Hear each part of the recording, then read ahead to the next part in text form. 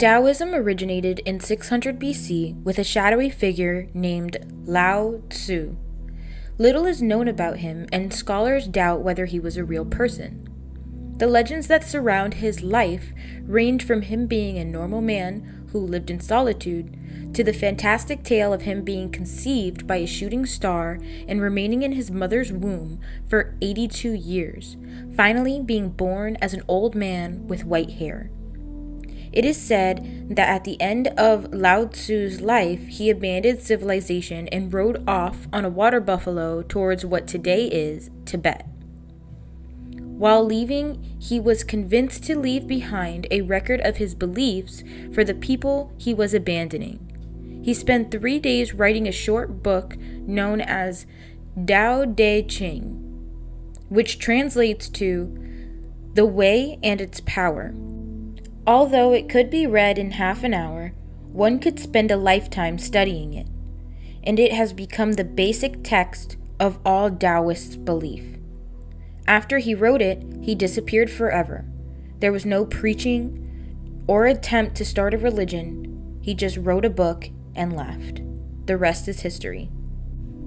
Tao, which means path, can be understood in 3 ways. The first is the way of ultimate reality. This transcendent Tao is too big to be perceived or clearly understood, for human rationality can only fathom so much. This ultimate reality, from where all life springs and all life returns, and is something akin to infinity. The second Tao is the way of the universe, which is the rhythm and driving power of all nature, and the principle that orders all life. The spirit in all life that is eternal. The third Tao is the way of human life and how to best live it. As we mentioned earlier, Tao Te Ching means the way and its power. We have already established different types of ways. There are also different approaches to power. So much different that Taoism has split into 3 schools of thought, forming something like different sects of Taoism. The first being philosophical Taoism.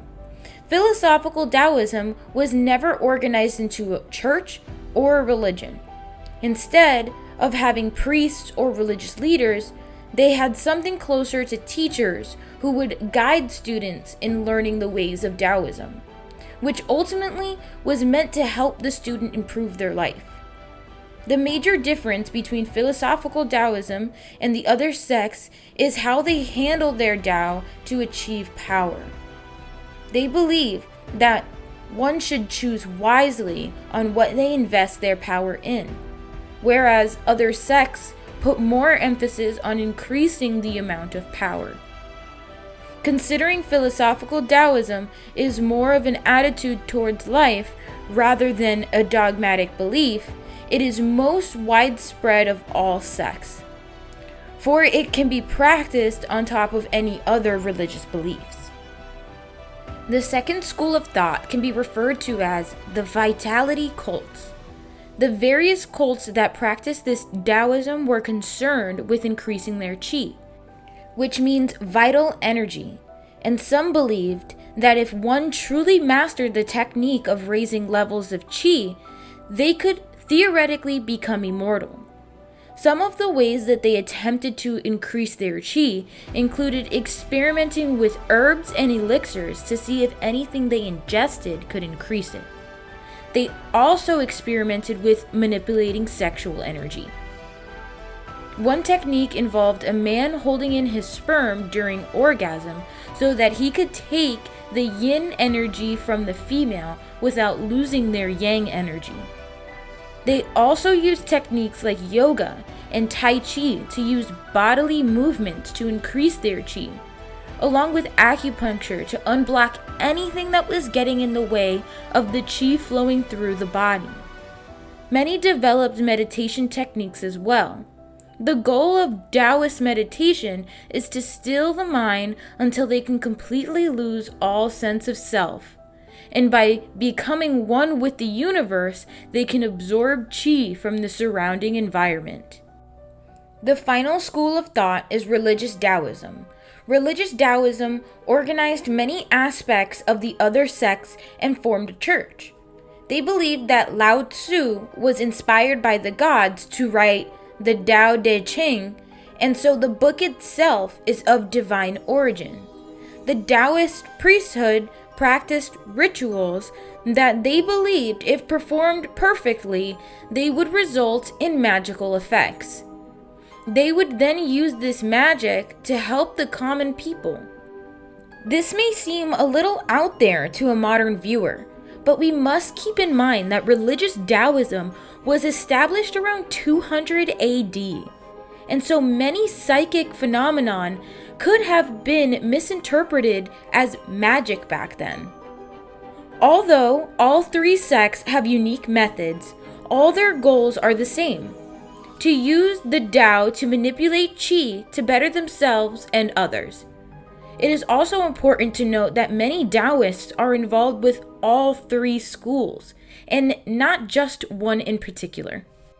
Let's now take a closer look at the attitude towards life held by the philosophical Taoism. The main goal here is to align one's life with the Tao.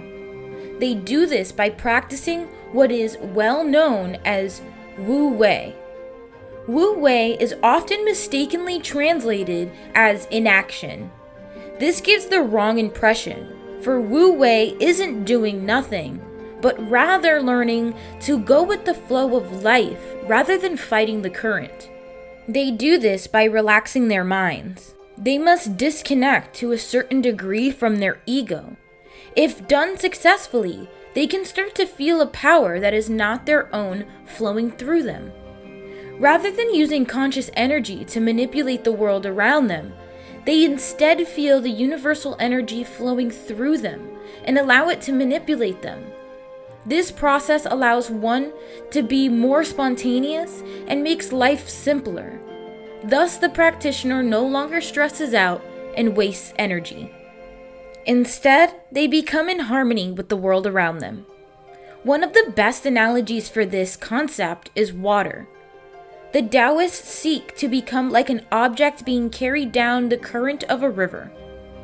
They do this by relaxing their minds and letting go of their intentions, the equivalent of a swimmer who is thrashing around and trying to swim upstream, letting go and being carried away by the current. This idea is reflected in the following Taoist texts. Nothing in the world is as soft and yielding as water, yet for dissolving the hard and inflexible. Nothing can surpass it. The soft overcomes the hard, the gentle overcomes the rigid. Everyone knows this is true, but few can put it in practice. So why is it so hard to put it into practice? Their answer perhaps rings even more true today. This is that everyone has ambitions. They all want to be somebody and rise through the ranks to be successful. It's the grind mentality that Taoism is suggesting letting go of, as can be seen in the following. He who stands on tiptoe doesn't stand firm. He who rushes ahead doesn't go far. He who tries to shine dims his own light. It's not so much that one shouldn't have any aspirations. It is more along the lines of valuing balance over progress. As far as balance is concerned, no conversation about Taoism would be complete without mentioning their most famous symbol, the yin and the yang, which is symbolic of two opposites in balance with each other. The black and the white could symbolize any pair of opposites, positive and negative, masculine and feminine, good and evil, light and dark, and active and passive, to name a few.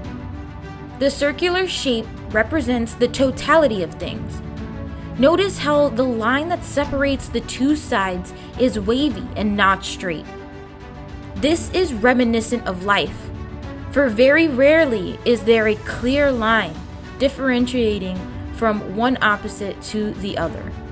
What might be the right thing in one situation could be the wrong thing in another. And then there is the white circle within the black, and the black circle within the white. symbolizing that there is always a flip side to every situation. There is good within bad and bad within good. To illustrate, getting a promotion at work is clearly a good thing, but perhaps the increase in responsibility causes more stress, which is bad. Or along the same lines, losing your job is definitely a bad thing, but if it frees you up to look for a better job, then some good will come out of the situation.